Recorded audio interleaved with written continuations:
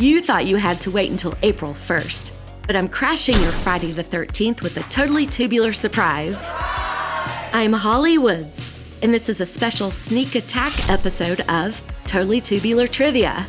Before we launch into our regular mix of 80s pop culture next month, I'm heading straight for the woods with some gnarly trivia about the 80s Friday the 13th movies. Do you have the IQ to survive the night? I've got 10 wicked questions to see if you'd make it out of Camp Crystal Lake alive. So grab a new Coke, sharpen your machete, and let's go. Question 1. In the first Friday the 13th from 1980, who was the local resident of Crystal Lake famously known for yelling, "You're all doomed"?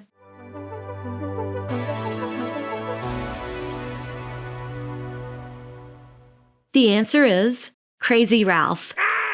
Ralph is basically the world's most aggressive safety inspector. Safe! He took his job so seriously that he actually followed the counselors to the camp on his bicycle. He was probably just making sure that the counselors knew that they were about to make a very terrible life choice. Question 2. Before he got his iconic hockey mask, what did Jason wear over his head to hide his face in part 2?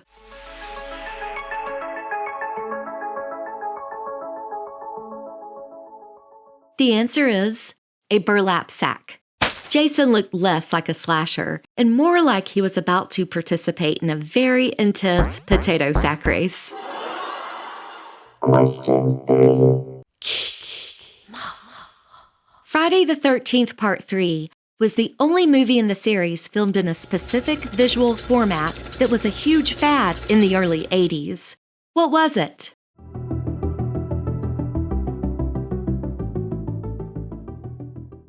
The answer is 3D. Because of the 3D, the movie is full of people randomly poking a baseball bat, yo-yos, and a clothesline pole at the camera for no reason. What? It's the only slasher flick where the most dangerous thing in the room is a fake snake that looks like it's made of rubber and fishing line. Question 4. Jason finally gets his legendary hockey mask in Part 3. Which character does he steal it from?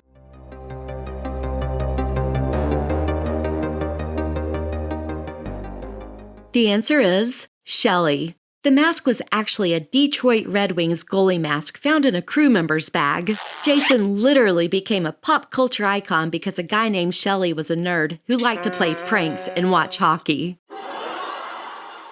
Question 5. In Friday the 13th, the final chapter, a pair of identical twins joined the doomed group of teenagers for a party at Crystal Lake.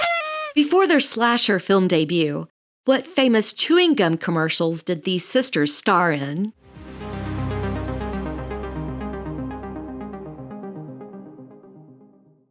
The answer is Double Mint Gum.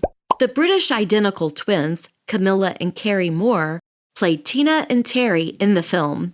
Camilla originally auditioned for the role of Samantha, but the director discovered that she had a twin. Whoa. So he cast them both as the bike-riding Double Mint sisters instead.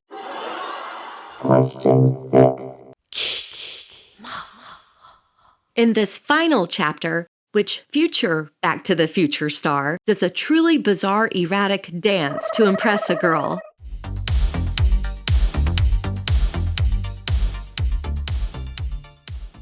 The answer is Crispin Glover. Crispin Glover's dancing was so weird that the director didn't even know how to film it. It looks less like a dance and more like a man trying to shake a swarm of invisible bees out of his pants. Question 7. In Friday the 13th, A New Beginning, fans were furious when they found out the killer in this movie wasn't Jason. What was the subtle hint that we had a different maniac on our hands?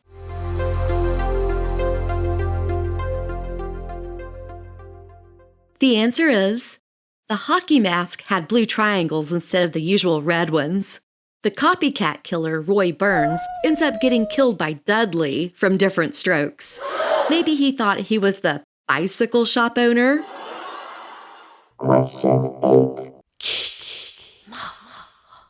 In Friday the 13th, Part 6, how was Jason brought back to life at the beginning of the movie?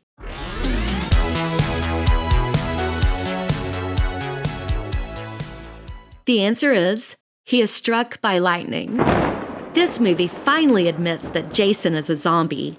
It also features a scene where Jason folds a sheriff in half like a piece of luggage.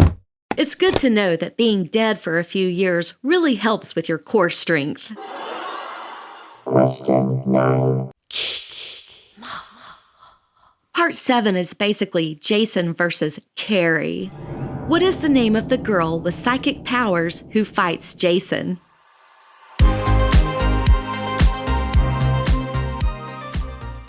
The answer is Tina Shepard.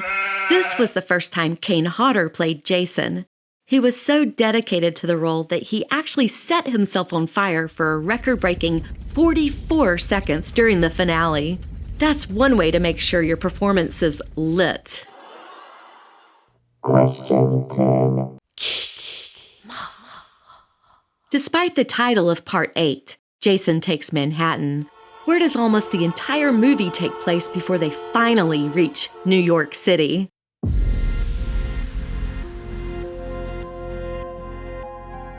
The answer is a boat called the SS Lazarus. The movie should be called Jason Goes Yachting. By the time he actually gets to Times Square, he's only there for about 10 minutes, which is just enough time to get mugged or go see a Broadway show. Phew, you made it through the night. Whether you're a trivia master or you just got chased out of the woods, thanks for hanging out for this special sneak attack of Totally Tubular Trivia. Don't forget, the real party starts on April 1st. That's when we drop our first official full-length episode featuring a righteous mix of movies, music, and all those gnarly trends that made the 80s the best decade ever. But before I head back to the cabin, I'm leaving you with a little teaser for the official premiere. The first topic is so secret, even the FBI couldn't find it. But I'll give you a hint. It involves shag carpet barf, cardboard farts, and a mystery radical riddle that'll leave you saying, "No way!" What? I'm Hollie Woods. Stay out of the lake, and I'll see you on April 1st. Be excellent to each other.